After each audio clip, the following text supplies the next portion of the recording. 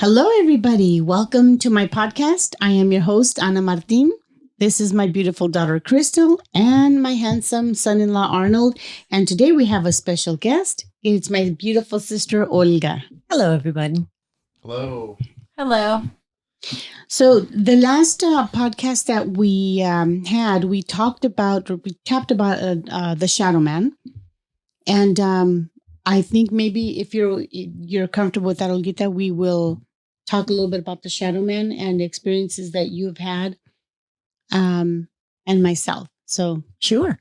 I mean, it doesn't sound like a menacing name, the Shadow Man. So the first time that I saw the Shadow Man was actually when I was in the living room meditating in our home here in California. And I felt somebody staring at me. I opened my eyes and I looked at the kitchen. We have a door that goes into the garage, from the kitchen to the garage. And I had to stare at it for a little bit because I couldn't believe what I was seeing. I was like, it looked like Abraham Lincoln with a top hat and a what do you call it? A trench coat. Mm-hmm. And I remember staring at it and it was just standing there. And I said out loud, actually, I looked at it so that it knew that I was really looking at it. And I said, if you have God's permission to come in and you mean no harm, come on in. But if you don't have God's permission and you're not here for the good of us or for the good of, of our family, then you need to leave. And I remember it kind of did it looked over to the side and it went this way and then it went that way and then it took off to the left. And I was like, oh my God, okay, I guess he wasn't planning on doing something good. Yeah. The second time that I saw the Shadow Man, I can remember, was at Alice's house. Do you remember? In Vegas? Yes. Remember that whole story? I remember some of it. I think because you saw it most, you were more exposed to it. I listened to you because I had my own experience. Oh, I want to hear your experience. Mine was more of kind of like that Inception movie where it's a dream within a dream within a dream. So my personal experience, keep in mind, I'm a hard skeptic. I like to see it, touch it before I say it actually it's true. Yeah. So it was just regular night, like any other night, nothing spectacular, nothing pressing in my mind or anything. And I recall sleeping, I was asleep, and suddenly I was running from something and I couldn't understand what it was. But I felt like a fear. And in my dream, I knew that I was asleep. And so I tried drastically to wake myself up from that third dream. I mean, I went through the extent of pinching myself, pulling my hair, jumping up and down, shaking in the bed because this fear of something that was, and I couldn't see what it was. I knew it was something that I was terribly afraid of, and I had to wake up because I knew it was a dream. Mm-hmm. And so in my third dream, I recall shaking, pulling my hair, biting my palms, and I couldn't wake up, and it was like I had this dire need to have to wake up from this dream. And so when it was like a startled awake. In my third dream, I woke up startled and afraid. And but you were still dreaming. No, I was in that third dream type of thing. Oh, okay. So I wake up, and now I'm in my second dream. I'm still asleep, but in my second dream, I knew that I had to wake up, and I finally woke up. And I woke up, and the sheets were over my head, and I turned around, and when I turned around, there was this large Abraham-looking thing, literally standing within seconds of my body where I was asleep. And it scared me because I knew that that's what I was afraid of. And when I turned over, and it was weird. It's kind of like a movie plays, like you can see yourself react to what you just saw. Mm-hmm. And so I woke up in this like a shake. And when I finally woke up for real, I look over at my husband, and he's just, and I was mad at him for not understanding. I'm like, didn't you hear me? I was yelling. Did you not hear me shake? My husband was snoring like nothing ever happened. And I knew, I was like woken up in a deep drenched sweat, because I was so terrified of this Abraham Lincoln thing looking at me Yeah. with it. And I knew that that's what I was afraid of. And when I woke up for real, I remember being mad, and I was mad at my husband for not saving me from my 3 dreams Third in a dimension. row. So in your dream, you woke up from your dream, but you were still dreaming. Yes. Which is okay. Get it? Absolutely. Oh my God, that is frightening. Question: Were Mhm. you at Grandma's house or were you at home? I was in my own house. Okay. In my own house, and in my second dream, when I woke up from that terror, that the nightmare, I mean, everything was exactly how it would look if you were to walk into my house, my bedroom, my sheets, the dogs. And I remember thinking, why aren't the dogs barking? Why isn't, my husband waking me up? Why doesn't he see me struggle? And it was such a horrible experience. And it was a fear that I hadn't felt in a very long time. And it was, when I finally woke up, I mean, it literally, like physically, I was sweating. I was shaky. I couldn't fall back asleep. And I remember being angry because my husband didn't understand that I needed him to wake me up. Yeah. And I was in my dream, I'm yelling at him, wake me up. It didn't happen, but that was my own experience with the shadow. With the Abraham Lincoln. Yeah. You know what? You just reminded me, when my husband and I were living in our first apartment, one of the apartments in La Habra, because he goes to work so early, and I have to, I don't get up until 5:30 in the morning to get ready. I remember one evening I was trying to fall asleep, but I could feel like there was somebody in the room. And so I hate that feeling. I sat down and I just started praying, and I said, I'm going to meditate. And I don't know if I fell asleep or if, because in my mind, I was still sitting down meditating. And I remember seeing that same shadow man again at the foot of my bed, but he looked like he himself was scared. And he was trying to get in bed, like trying to tell me, hey, he was trying to make himself look like he was my husband. And I was like, no, you're not my husband. Get out. And he wouldn't leave. So at that point I started praying out loud. I started calling Christ and my gurus of self-realization fellowship. And all of a sudden I saw Paramahansa Yogananda come out, and he looked at the shadow man and he very politely told him, she already told you that you're not allowed to be anywhere near her. Please leave. And this thing made a funny noise, like that movie that we love watching at the cabin, Spirited Away. Oh, yes. Yeah. He just went, and he left. I was like, oh my God, what the heck was that? I just said, thank you. I said, thank you to my guru. I fell asleep. Other than that, I don't remember what other, do you have any experiences with the shadow man? Does anybody know what in the world the shadow man is? You know what's weird is that I never knew it by that name. To me, in my terror, it was just this presence, this thing. It was black. There was no face. Right. It was just a tall hat and a pea coat and super tall and slender. And it wasn't until I heard you, use the name Shadow Man. I started thinking, wait a minute, I've seen something different, similar to what you're talking about. But for me, it was literally, it was Abraham Lincoln haunting my dream. Yeah, with the top but hat. no face. Yeah. There was no face. No arms super long past what, would normally be for a really tall person. Right. I remember the arms being really long, and he was super tall and super skinny and standing right beside me in all black. And it was it was a silhouette of a really tall, almost boxy looking body. Like maybe he was wearing shoulder pads or something, kind of like a military jacket type of thing. Yeah, like a trench coat. But it's just the shadow of it. Yeah, it was it's a shadow, just black, but you can't see behind it. It's not like see-through. Right. It's solid. Yeah. And then, you can make out that it's a jacket. Like you can't see if there's a shirt or anything or underneath, but it's a jacket. Yeah. You know that it's a jacket. Right. For some reason. And the Abraham Lincoln hat. And you can tell, at least I could, it's a male figure. It is. It's not female. It's a male figure. Interesting.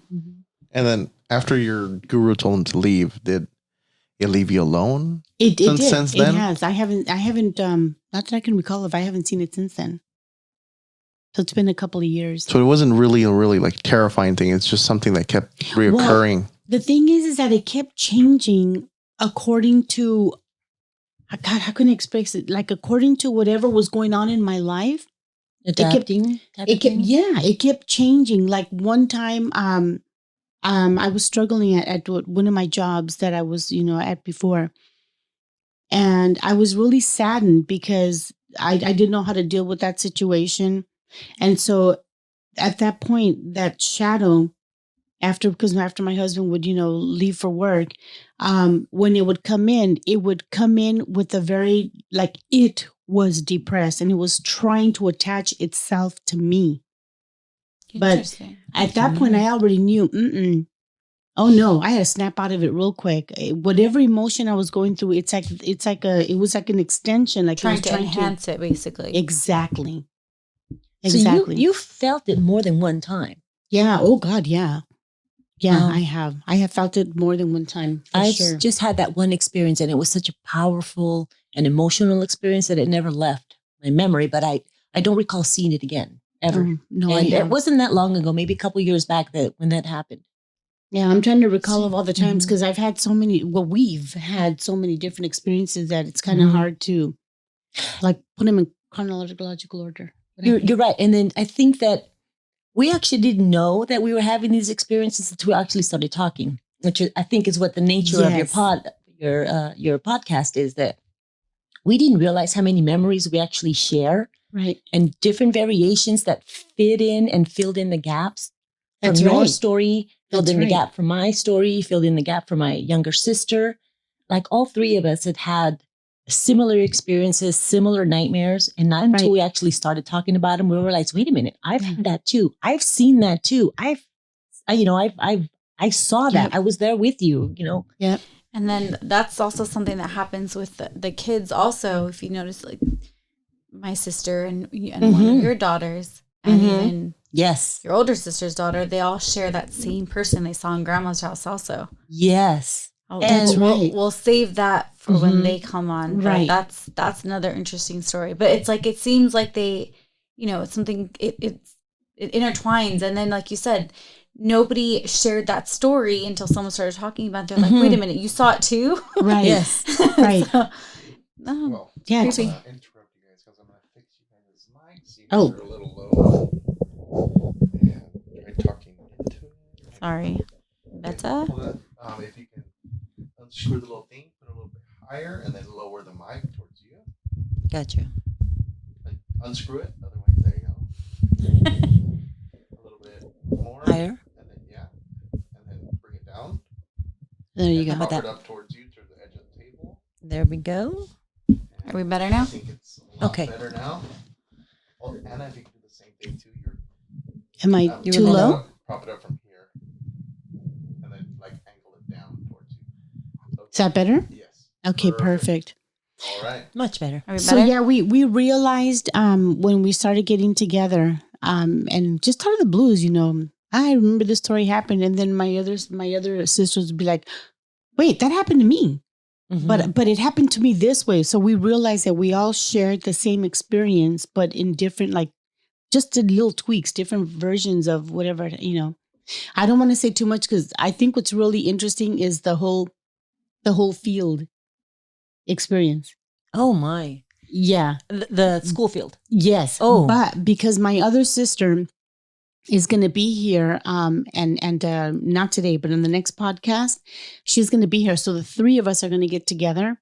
We'll share that with her. Yeah. Yes. Let's wait. Let's hold off on that so she can put in her input Definitely. on that. Since we have you here, Thea, the last episode of the podcast, we talked about what happened at your older sister's home in Vegas. Oh, since we have you here, why don't you tell the audience a little bit about what you feel? Because you're the skeptic one. Right. Very much. And I'm not necessarily afraid. I'm afraid of things that I can't control. That's my fear. So Makes sense. My normal day-to-day life, I try to control as much as not only myself, but my environment. Mm-hmm.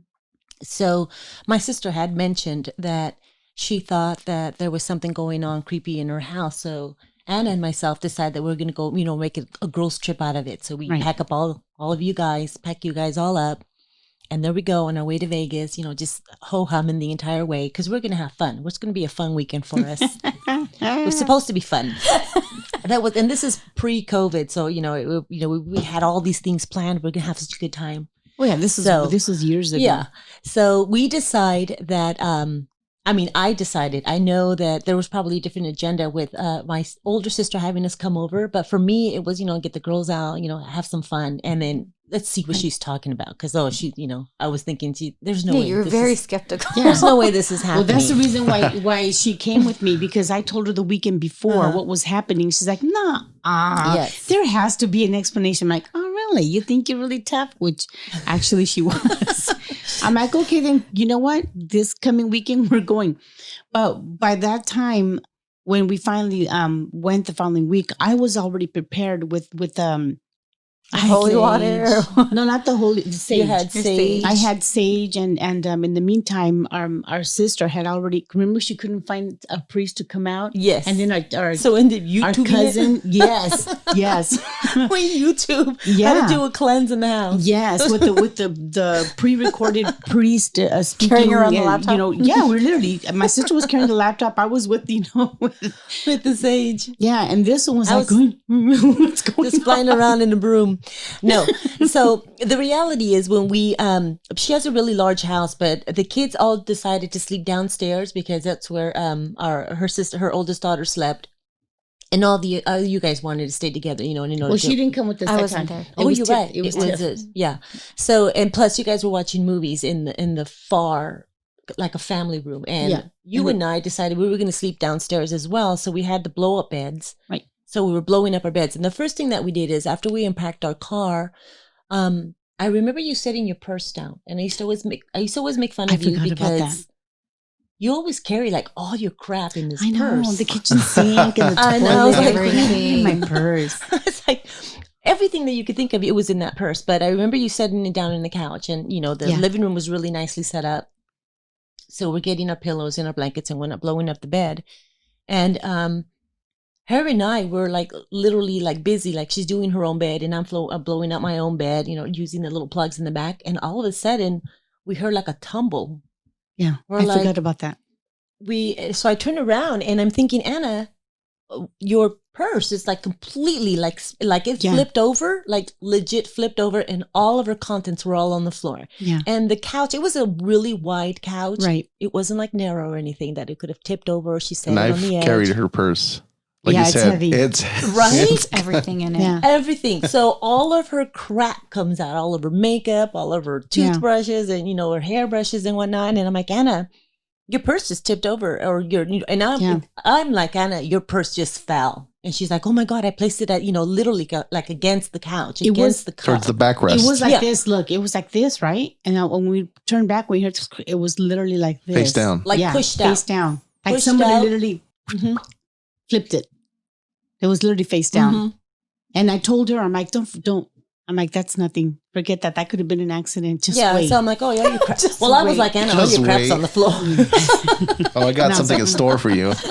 I'm like, just wait. And then go ahead. So what happened after? So you guys were not you weren't there, but all the girls were still watching their movie, and it's Vegas is always hot. So it's a hot summer night.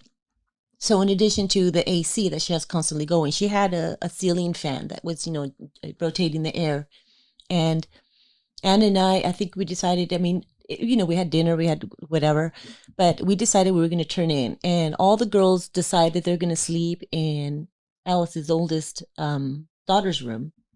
And they're literally like a mattress. And I think they pulled up the mattress from upstairs, brought it to the downstairs. So there's a mattress on the bed, mattress on the floor. But they were sleeping they weren't in the bedroom, because remember the kitchen was right next to it. Yeah, but we were all there. Like I said, we went through this on the last episode. I mean, maybe she can add like an experience. We talked about the typing stand. We talked about the fan. Yes. We even talked about the sleepwalking. Yeah. Oh my God, that's right. So you're right. the first thing that freaked me out was that Anna and I were, well, Anna was more afraid, and she's like, I have to go to the bathroom, come with me. And I'm like, no, and the bathroom was like really down the hall. I'm Yeah. like, no, dude, I come can on. be 5 steps You're playing away. too much. You're playing too much into this. She's like, no, come with me. So I'm awake is the whole point of that story. And out of nowhere, the Alice had like this nightstand that she was like doing computer work on, and it's like an old, I'm going to say 80s, but it's true. You used to, hook your paper up and type whatever it is that you were looking at. So it's a pretty heavy typing stand, and it almost looks like it's a typing stand. I don't know how else to explain it, but it's already like late at night. Yeah. And I remember the commotion, and her and I are both like, what was that? And so we're trying not to make a lot of noise. So I get up, and sure enough, it made such a powerful impact and like a hit. The nightstand is on the floor. And Anna's like, oh my God, I saw that, which is true. I had seen it throughout the day on her desk because her desk was facing the kitchen. So I went to go pick it up, and I'm like, there's no way that this just flung out of nowhere. So I'm like, all right, fuckers, I'm going to put this here. And literally, like, if something's here, I'm going to see it before I start to believe it. Because, that's just who I am. I don't want to play into other people's fears, and I don't want to instill my fears on other people. So I put the nightstand down, put it back on the desk, and you said, go ahead, fuckers, do it again. I did. I remember cursing. But I put it back there, and then we decided we're just going to go back to bed. And then this is when we saw Katie floating down in dead asleep, and she did not miss a beat on the stairwell. Her hair, like the ring. Yes. Oh my God, she freaked And us her out. head- Oh, her it wasn't head Katie. I'm down. sorry. It was Aliana. We I don't know. want to say names. It's okay. I know. You just realized that it's not Aliana. It's okay. Anyways, she's coming down, and she has like a wraparound, the stairs. And without missing a beat or skipping a step, she came down in the dead, just complete, she's sleepwalking. And I'm looking at her, and I'm like, are you okay? And she doesn't, nothing. There's no response. And I'm telling her, I nudge her. I'm like, Anna, and wake I'm up. telling her, don't wake her up. I'm telling her, Anna, I think she's asleep. And you're like, don't wake her up. So choices was either put her in our bouncy beds that we were already in, which I was not rubber about to beds. have. We put her in that same couch that her first fell out. We'll see if she could find her in the morning. We laugh about it now, but it was not funny. No, it at the was time. scary. It was very frightening. It was scary. And Did she ever wake up? No, No. not until the next morning. No, Mm-mm. nothing. Does she remember anything when she woke up? I think I don't asked her, like, do you remember coming down the stairwell? And she's like, no. I'm like, where did you wake up? She's like, I was in the living room. Like, to her, it was like natural. Like, I was in the living room. I wanted to be with the girls. I'm like, Yeah, it was really freaking. Has she sleptwalked before? Do you guys know? no. That's a question for when my other sister comes We gotta over and we ask have her, 'cause all I'm four curious. sisters. Yeah. Yeah. Hey, I'm sorry not to. Well, I do want to change the subject because we already covered this in the last podcast. Mhm. Do you remember when our uncle that lived across the street, when he passed away? Do you remember anything happening before he passed? Because I was there when he was passing on, and he kept calling your name, and I called you on the phone. I said, hey, our uncle he keeps mentioning your name. So at my uncle's house, and asked, You tell me that he was in the process of passing or had already passed. and then you said, oh my God. And so I remember telling you, my God, then that's what I was feeling, because the night before, it was already late at night, and I was by myself, and had gone to the fridge to go get some water. And I have like an extra fridge in the back in the garage. So I go to the garage, and I decided I'm going to, just sit there and contemplate life for a little bit. So I decided I was going to smoke a cigarette. And I had this eerie feeling, like doing the process of whatever I was doing. I was, opening the door, pulling out the water. And the entire time I could see myself doing the door, pulling out the water, standing from behind. It was kind of like I was watching me on video. Wait a minute. It's the weirdest thing. I know. So like somebody was looking through your eyes? I saw me, yes, doing what I'm doing. And I know it's going to sound weird, but No, I talked about that in the last always, podcast. That's why I know, looked at them. Interesting. To me, I just thought it's my active imagination or whatever, because I've always been able to put myself in the situation that I'm looking at. I would always saw me doing something, or, through someone else's eyes, see what they were seeing. I don't know why, but that's the best way I could explain it. So as I'm sitting there, I have a garage door open. Remember the garage door openers that when you click on the button, the light goes on and it rolls up your door? Well, mine's broken. It's been broken for years. But all of a sudden, that light started flickering. And the first thing I thought is oh my God, I got to tell my husband to pull out that plug, that light. And I'm thinking to myself, wait a minute. That hasn't worked in years. The light bulb should be way dead by now. How is it? And it was like a flicker.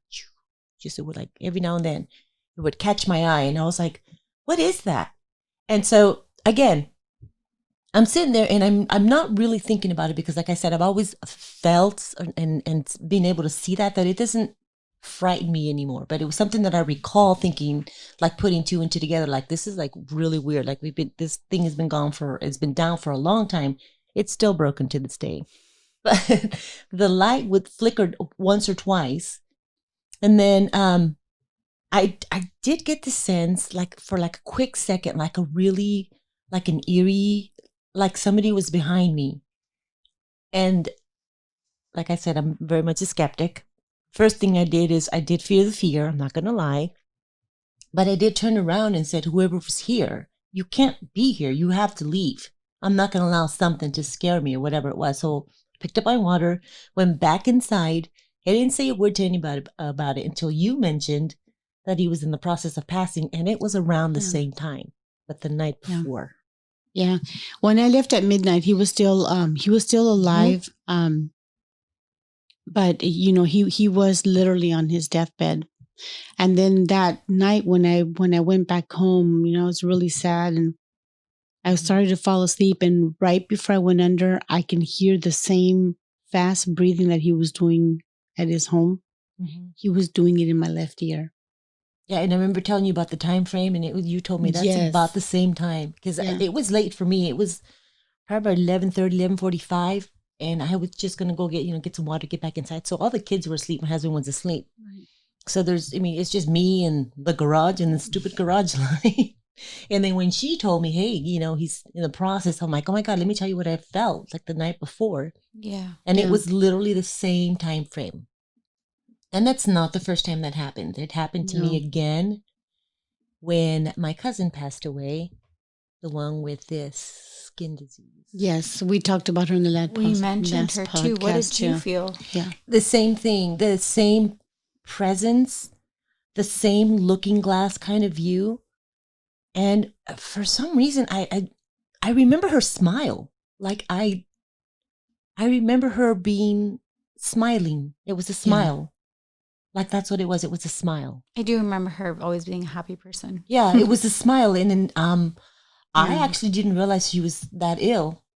I didn't know until she passed away. But I felt the exact same thing. And that same kind of in my mind, she's above me. And if I were to look up, all I could see in my mind's eye was that she was smiling. That's the second time. And it happened one other time when with the girlfriend of ours. This is before everybody passed. Yes. So it happened for your uncle. It happened for your cousin. And now you can. Okay. Wait, are you going to tell? Are you?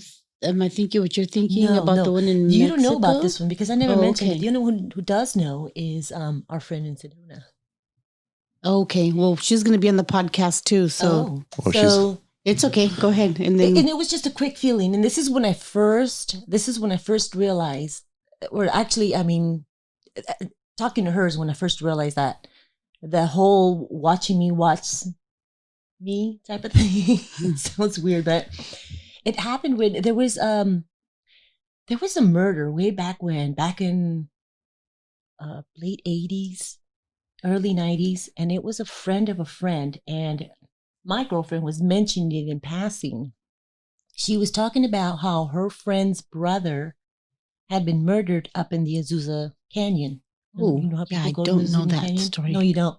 So I'm listening to her tell the story and that how she was trying to help her friend find peace in her heart about the horrible passing, because it was a murder. It was a legit murder. And I was like, oh my God, I feel so bad for them. I said, you know what?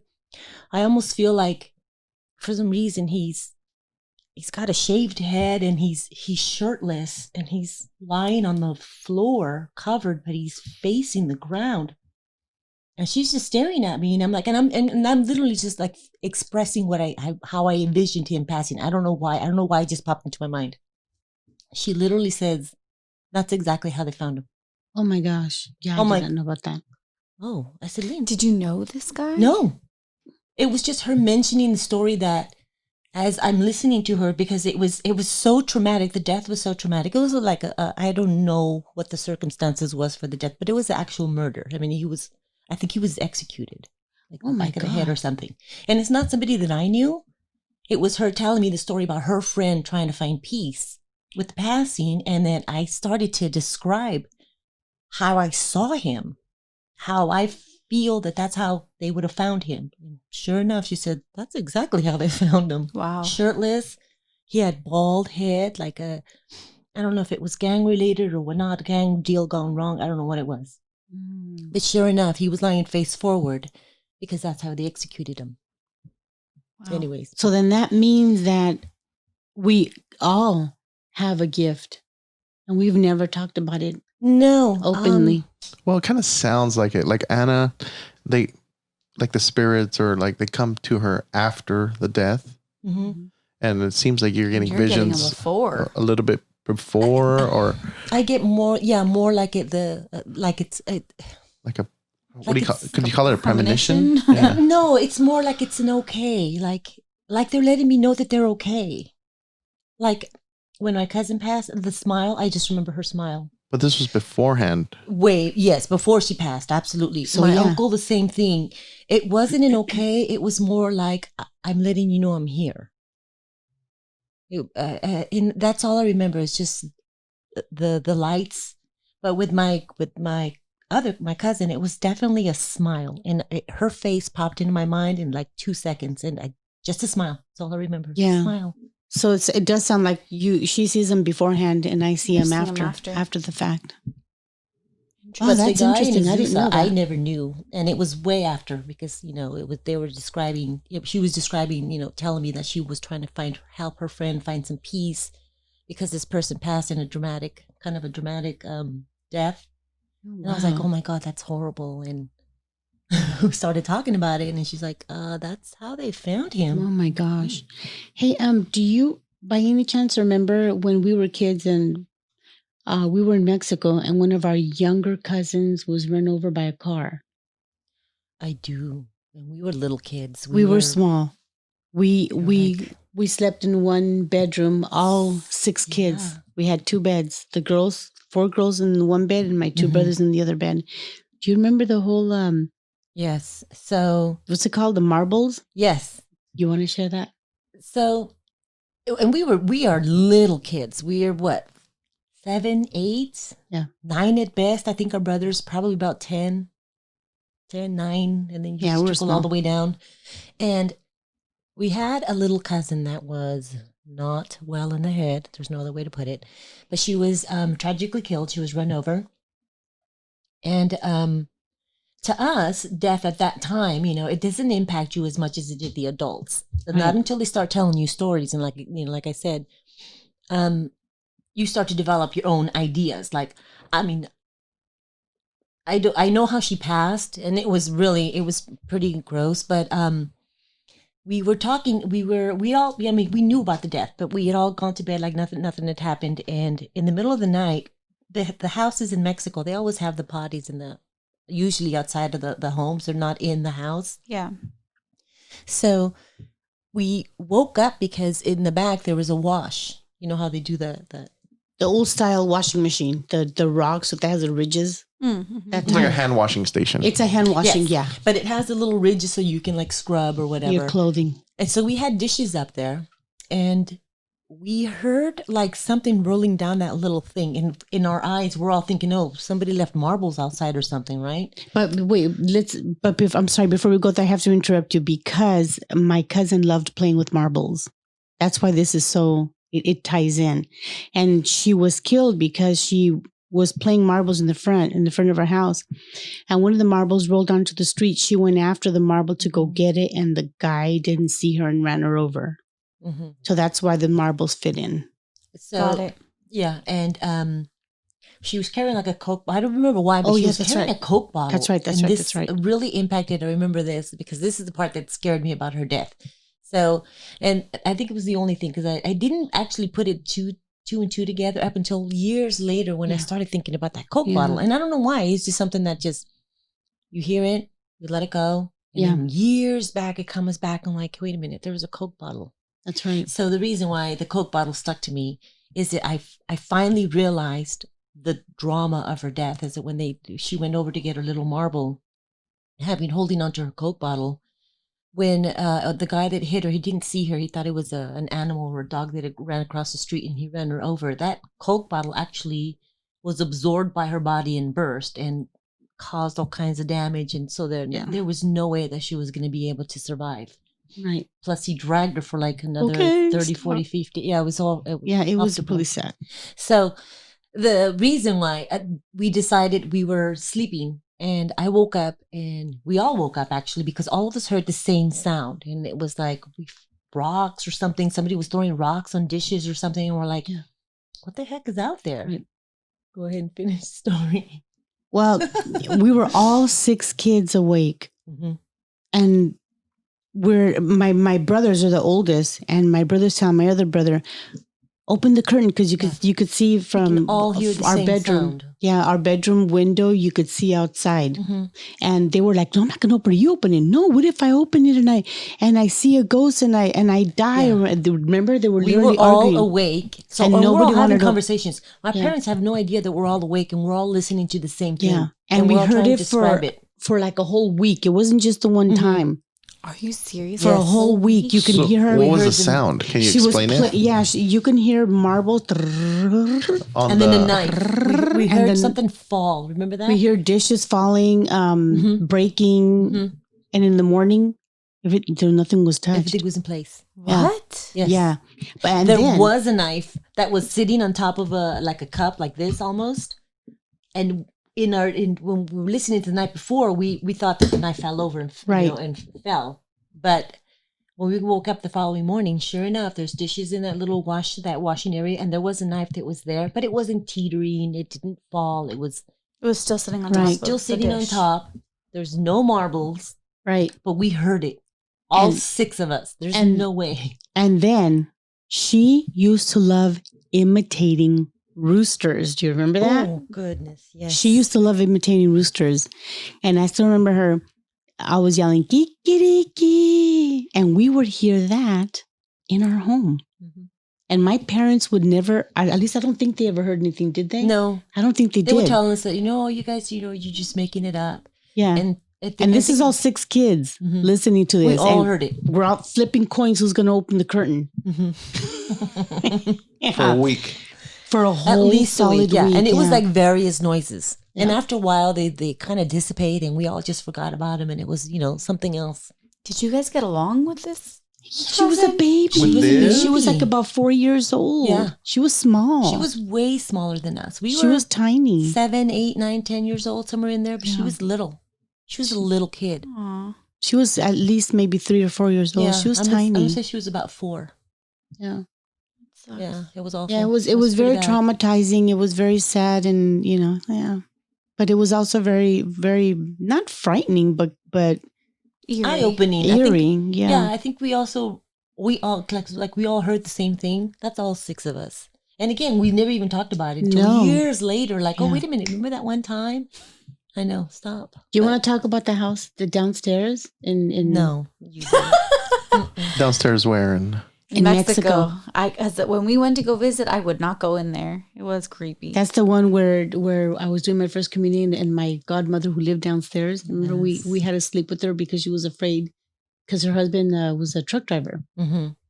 And so I would have told that story about her hair, just like, oh God, when she was curling my hair. Okay, so do you remember actually before she moved in, there was this lady that lived with like a slew of kids that she had?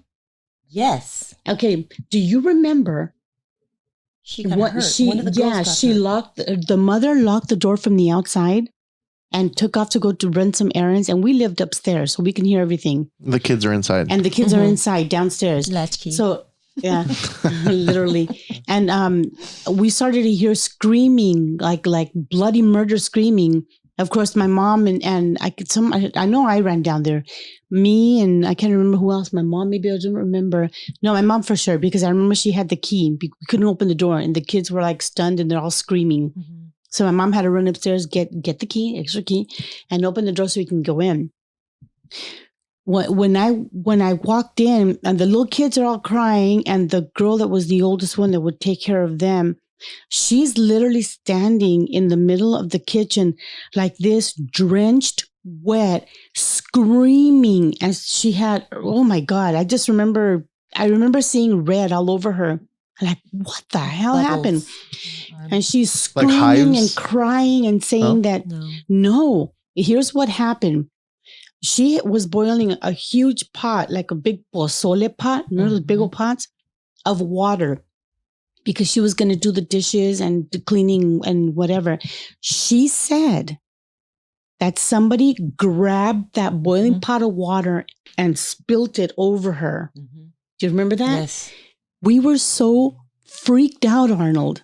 So her skin was burnt. Yes. She already has the boils. She already had bubbles. It was horrid. And my mom had to, we had to put her in the car, because I remember I went with my mom. We had to find a way to quickly put her in the car, and we booked it to what they call the Red Cross, the Cruz Roja. Mm-hmm. And ironically, from that point, I don't remember what happened. Do you? No, I remember them leaving, but I do remember the story, and I thought that she was boiling the pot of water because she was going to get the kids bathed and use, like bathe outside, because it's hot in Mexico. You just do the shower. It was like for multi-purpose bath. I remember that. Everything, the bucket bath. And in my mind, I remember her thinking that that's what she was going to do, that she was going to boil. She did definitely boil water, and she was carrying it. And then she was going to turn around the corner where the bathroom is, and that stupid handprint. Remember, we used to always be afraid of it? Yeah. There's a handprint on the wall that never went away. It's a red handprint on top of that. It's like paint, or? I don't know. I don't know if it's paint or rust. And we kept asking, my dad, like, maybe what is that? It was what color is the wall? It's like a white. The white? No, it's like a cement. The color of cement. Mm-hmm. But they had a red palm print, like faded, almost faded, but it was very well defined. And we used to always be afraid of it. I don't know why. All of us. Really? Yeah. Yes. I forgot about that. So she's coming around, goes through that little bathroom, that little hallway, and that's where she ended up. She said somebody took the pot and literally spilt it on her, because she was all completely wet, everything, and she was. You could see the little steam coming out of her, and I just remember her skin being bubbly. And the other kids were screaming. The other kids were screaming. They were and crying. The other kids were much younger. She was probably about 15, 16 years old. So she was, the babysitter. She wasn't like a little kid. She's not. No. She didn't spill it like, oh, whoops. No. She's 15, 16 years old. She's taking care of all the other little kids, her siblings, because they were much smaller. So the mom locked the older kid down there too? She locked them all in. Yeah. So they she's wouldn't going to, come out. you know how you do your groceries on a daily, and when you're in Mexico, you don't put stuff in a fridge. If you do, it's fruit. Yeah. But you shop for your everyday meal every day. So that's what she'd gone. She went to go get her meal preparations for that day, locked the kids in, which is weird because we have an outside gate. So that didn't make sense either. But they were locked in. Yeah. Interesting. Yeah. Do you remember when I almost got my eye poked on the fence? But I don't know what that was. I don't either. You came over all of a sudden, and Anna's like this. She's crying. And she takes out her hand, and these blood is everywhere. And then we freaked out. We're like, everywhere. Yeah. There was how I remember it is there was a parade, and I wanted to go down and see the parade. Well, our house to go upstairs, it's not like the ones from here. It's literally one huge home that my dad chopped in half. So in order to get upstairs, you got to come from the outside, and we have a spiral metal staircase that goes up to the second floor. Mm-hmm. So we have a small little yard, literally, like it's very small, but it's gated, and it's gated. And the top of the gates has the picos, like the spades, Yeah, top of the fence, like On the top of security the fence. spikes. Mm-hmm. Right. But it's wrought iron. Yeah, It's not. Yeah. yeah, and It's they're wrought iron. literally spades. So I remember I went downstairs. I wanted to look at the parade, and I was holding on to the rail, and I was looking over, and I don't know what happened, but all of a sudden my head went smack down on the spade, and it got me. You can't really see because I have what do you call it, eyebrow Pencil. yeah, that thing. Mm-hmm. But I have a split in here that is a result of that. And I was like to this day, I have no idea what happened. I just literally felt like somebody grabbed my head and just smashed it down. Thank God I didn't get my eyeball. Nobody ever like got hurt like that any other way and said like, oh, someone pushed me or. I don't remember. Do you? I don't recall. I just remember, I don't even remember who else was out there with me. I remember the I ran parade, down. but we were up at, because it's a spiral stairway. So we're all sitting there like, like the Brady Bunch, each one of us in our own step, watching the parade go by. And you were like at midway, so it's pretty much level to where the fence was. Yeah. Because you still go down and the fence was lower. Yeah. But I remember going back inside, and then you come in like maybe seconds later crying. And my mom wasn't home, and I don't know why. No, she wasn't home. She came home afterwards, and there's just the toilet was full of blood. Yeah. She's covering her eye, and I'm like, what's wrong? What's wrong? And she's like, "Ooh," she's crying. And we pull out her arm and her hand, and then she's literally like, her entire face is covered in just blood. And then we freaked out. We're like, she's dying. And to this, I don't know what happened that day. I mean, well, has anything else happened downstairs? Or do you remember when we took our dog when we were small? We took Lassie from here to Mexico, and he was crying and crying and crying. And at that point, we couldn't get anybody to rent the bottom house. People would not last long, remember? Yeah, I remember that. It being vacant for a long time. A lot of people saying that it was the haunted house. Right. And I think that's a lot of people called it the haunted house, but that my dad found a couple of articles in there, like really old items. He found money. And he also would tell us a story where he had a repetitive dream. And I think we talked about our repetitive dreams. Yes. We didn't talk about this too much later, but he told us about a repetitive dream where he felt that somebody was whispering in his ear downstairs in that house and telling him or guiding him to dig here. And he, followed through a couple of the times, and he did find like a couple of old gold coins. He did find some money a couple times, several times, like maybe 2 or 3 times. Yeah, we were talking about that. Oh yeah, Before. we talked about that too. Yeah, because I met him before he for his Alzheimer's. Yes, and he would tell me stories like that, like orbs of fire. Yeah, that one freaked me out. That he told me about. He was a little kid trying to catch the fire. Do you know who else had that same thing happen to them? My mom's mom. Really? The one that just passed away 2 years ago. Yeah. And she was telling me that she was gonna go to sleep in her room. And remember how we talked about how the front, what is it called? It's open, the whole center, the courtyard. Yeah. Mm-hmm. So the bedrooms are on the side, and they all have the metal doors and the big, windows. And she said that she couldn't sleep, and the way that her bed faces, she could see outside into the sky from her bedroom door. And she said that she saw a light, like this light that's coming closer and closer and closer. And as it got closer, she realized it was this huge ball of fire. And she was like, oh my God, where is that ball of fire going to go? It's coming this way. And she said that when it got to the courtyard, it stopped. And she said, oh my God, she was like, what is that? She says, the next thing I know, it came right into my bedroom. And I don't remember what happened after that.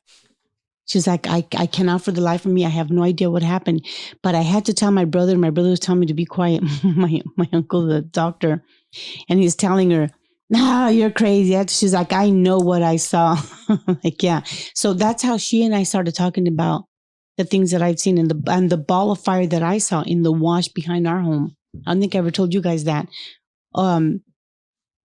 When we had our dog, Billy was, I think we talked about Billy, my dog, Billy and Bacardi, we had him at the time. There's a little multi-pool in I don't know what Billy was. He was a mutt, but he looked, I don't know what he was, but whatever. He was a medium-sized dog.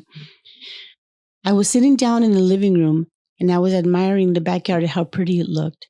I had been keeping it up. There was really pretty grass and it was just really pretty. The dogs were sitting in front of me by the sliding door, right in front of the sliding door. You were looking out. Man, yeah. No, it was during the day. And I'm looking out and I'm admiring how pretty the just everything. I was just in a really good mood of just sitting there, TV's off, radio's off.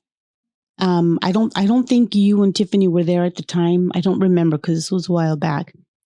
So I'm just sitting there. I'm sitting on the carpet floor, just admiring. And then all of a sudden, I see what looked like a ball of fire go right through the wash. And I was like, oh man, that's weird. Like, what the heck was that? I got up, I looked, nothing. So I don't remember if the second part happened the same day or days after, but the dogs are right there again. I'm sitting there again. I'm looking out. And this time I hear like flapping. And so I'm listening because everything is turned off, right? So I can hear everything very clearly. And the dogs are looking out. I hear flapping. Then all of a sudden, I don't know what it was, but it was huge.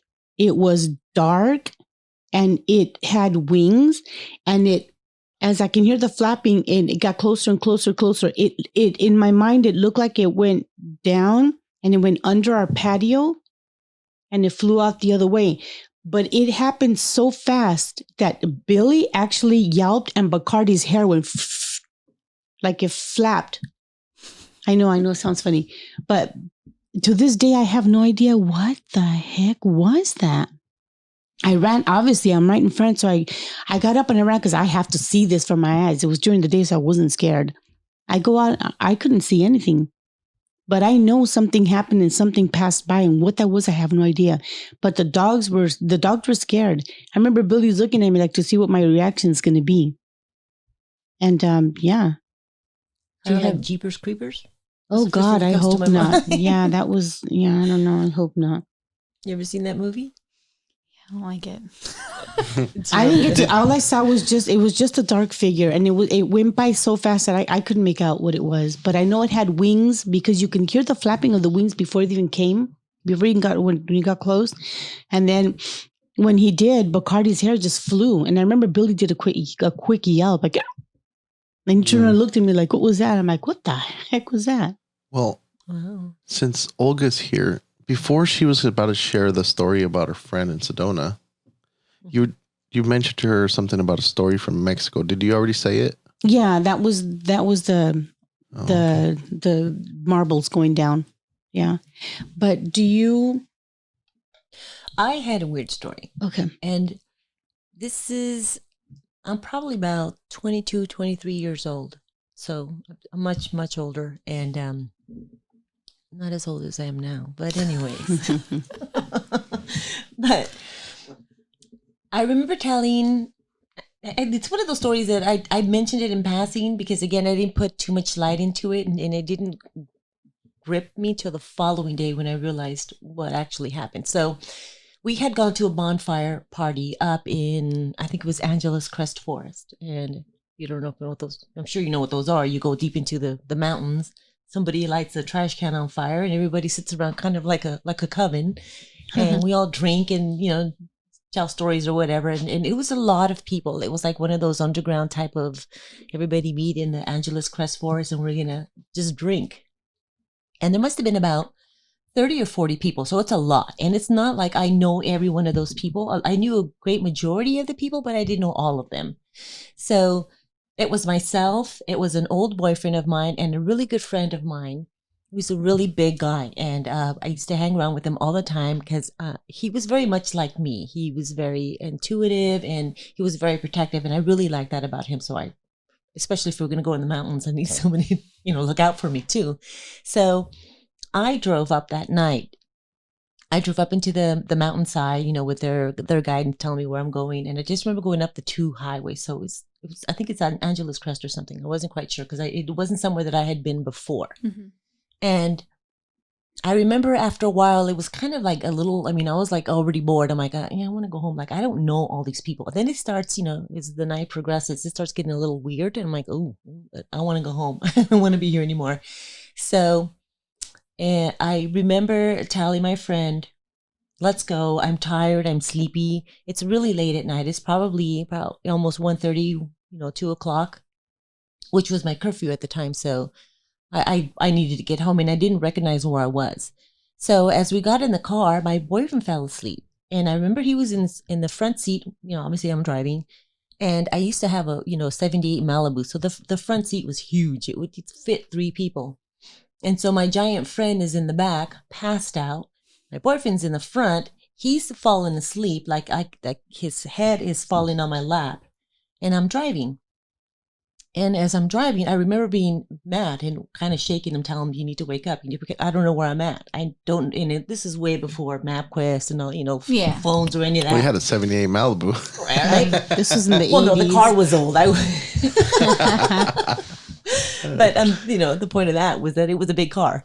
So, he woke up enough time to try to, get me off the mountain, get me on the freeway. I think it was a 210 or something. And again, I don't know where I'm at. So I'm like, I don't know that I have to take the 210 to the 60 or the 605. I had no idea. The only freeway I knew at the time was the 60.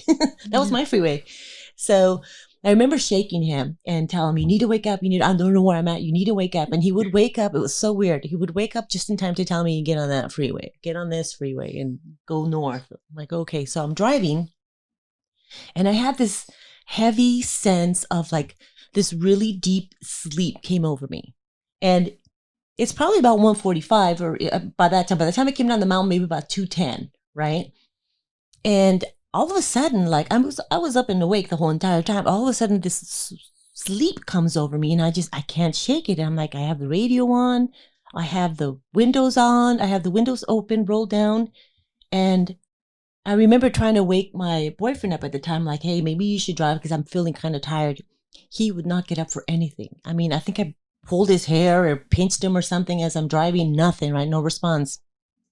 So I'm like, okay, so. I remember all the little lights on the freeway as I'm driving down. And all of a sudden, my friend from the back seat, he like taps my shoulder. And he's like, don't worry, Olga, why don't you scoot over? I'll drive. And I'm like, oh my God, I'm so grateful. I'm so thankful because I'm like so sleepy and I'm doing everything to keep awake. And so in my mind, or what transpired is I remember physically picking up my boyfriend's head from my lap. I scooted over in my car, the front seat. Mm-hmm. So my friend from the back can drive. Okay. And he's driving. And I remember feeling a sense of like regret. I'm like, oh, no. I said I would drive. I said I would get us home. So it's okay. And I remember telling him, it's okay. I'll drive. And all of a sudden I'm back in my car seat and I'm driving. So I get home, drop off my boyfriend. My friend happens to live around the corner from my house. So I go to my house. Get off my car. I go into the front into my house. I fall asleep, right? And so the following day, we're all, we all get together again. And I was telling my friend, I was being really grateful. I'm like, you know what? Thank you for driving. And he's like, what are you talking about? I'm like, last night you drove. He's like, I didn't come home with you. I went home with somebody else. Freaked me out. Really? I remember that story. Swear to God. And I told Anna. Did I tell you? I told you. You did. And I told Alice. Did you see him or them when they went in the car? Or you just went in the car and then, he's in the back? Yeah, no, I thought I did. And I definitely the boyfriend because his head's on my lap. And I was mad at him for not driving. He was supposed to drive home. What did your boyfriend say at the time? He doesn't remember. He doesn't remember me pulling his hair. He doesn't remember me telling me to get on this particular freeway or that particular freeway. I'm like, dude, I don't know where I'm at. I had really poor sense of direction at the time. 20 years old. Yeah. You don't, you have to drive streets to know where you're at. But he didn't remember any of that. He's like, no, you dropped me off. And it was like really late because by the time I got home to my house, it must have been probably about 2:35, almost closer to 3 in the morning. And by the time I got to my house, it was definitely like 3 o'clock, 3 in the morning, like the witch's hour. Crazy, huh? I went to bed, fell asleep, didn't think anything of it until the following morning when I went to go say, thank you for driving. That was really nice of you. And he's like, what are you talking about? He's like, dude, I went home with someone else. I'm like, nuh-uh, dude, you're with me in the back seat. He's like, no, you guys left. I stayed longer. I went home with someone else. I'm like, you drove. I wonder if it's no, the famous Tito. I don't think so. Maybe. I'm telling you, because the story didn't bother me until years later when I started thinking about it. I'm like, wait a minute, what the hell was I doing? Like, did I lose time? I had someone with me. None of us remember. He doesn't remember telling me how to get on the freeway. I certainly don't know where the hell I was. So somebody had to tell me. The whole driving part, and I felt like the little bumps. You know, on the bumps on the highway, you can see the lights. So in my mind, I'm completely coherent up until that sleep came over me, and it was crazy. It was like in an instant. I was just I couldn't do anything to keep myself awake, and that's when I'm like, you got to get up, you got to get up, you got to drive. Pulling his hair. Didn't remember any of that. Wow. I still made it home, and I still dropped someone else. You don't remember falling asleep at any point? No. So all you do is remember tapping his shoulder, I'll drive. Yes. You move over. Yes. Does he jump in the seat? Yes. And then when you tell him to go back, he jumps back? Yeah. And then you scoot over again? Yes. I physically remember lifting up the head. So, because it's on my thing, so I could scoot over, putting it, back it on the couch. Wow. Yeah. And then I thought about it. I'm like, did I fall asleep? I'm like, I couldn't have. How would I have been asleep and still be able to get home? There's no way. And it was far. I was far. I started, because then I'm like, did I lose time? Like, I don't remember, like, the interchanges. I remember the road. I remember seeing the road. I remember seeing the cars. I had the radio on. Maybe your friend just didn't remember. Wow. No. Yeah, I know, but he told me, he's like, I didn't come home. I ended up coming home with someone else. And so, I was talking to them. It was like later. Oh, yeah. I'm like, whoa. So interesting. That was my crazy story. That's crazy. That was my really crazy story. The only thing I thought of was maybe I'd fallen asleep for like a second. Yeah, but still, I mean, even if you would have fell asleep for a second, freeway changes, exits, drive home, park. Yeah. But no, that one freaked me out. That one really freaked me out for a long time because I started thinking about well, whatever it was. Yeah, we're always protected. Yeah, it was definitely because I literally felt the little tap. Scoot over, I'll do it. I'm like, oh, okay, only for like a minute. Only because I'm really tired. I remember thinking only for like a second. I'm like, no, you know what? No, I said I would drive. I was responsible. We were responsible at the time, apparently.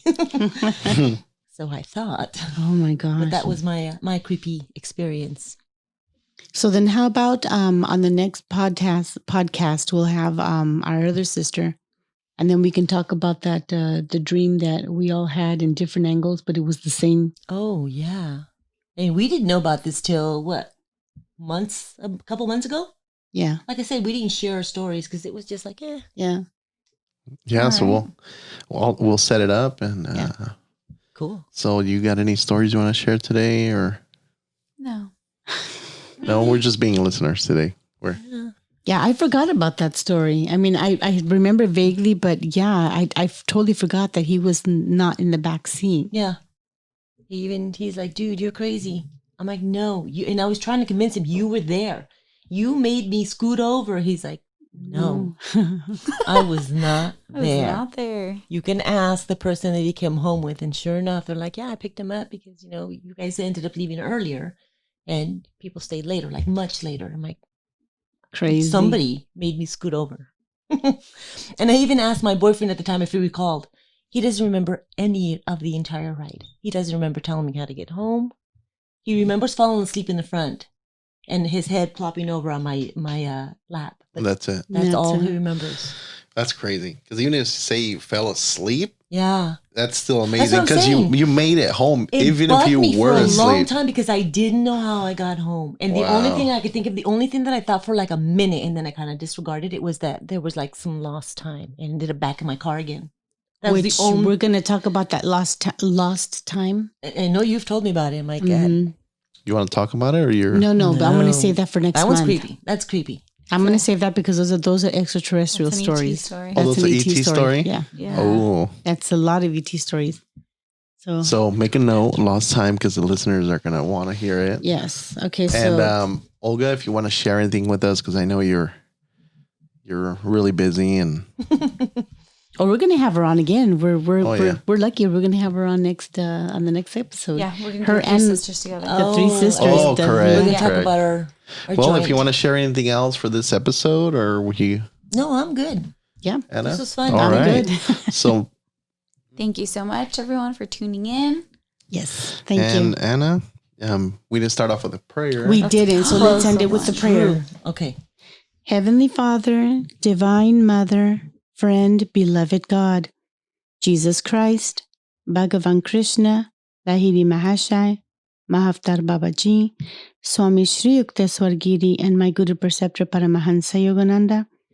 Thank you, God, Christ, and all my gurus for always protecting my entire family, our co-workers, people that know us and see us in the street, our neighbors, all of us, Lord. Let your love shine down on the whole world, Father, especially now in these horrible times that we're having. We love you, God. We love you, God. You are ours. We are yours. Amen. Amen. Okay. Wow, that was a crazy story, though.